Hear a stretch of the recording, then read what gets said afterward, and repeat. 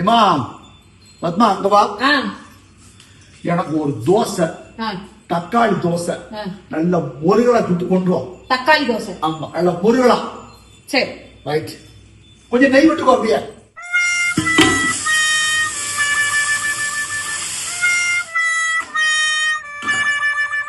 தக்காளி தோசை கேட்டாங்கல்ல, தக்காளி விற்க வழியில தக்காளி தோசை கேக்குது.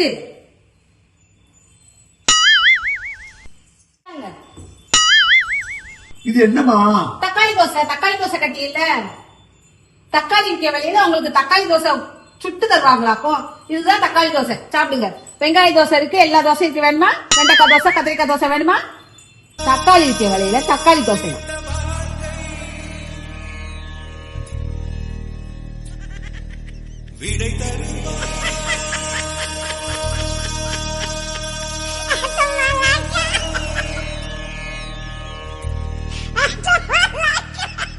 எனது கை என்னை அடிப்பதோ, எனது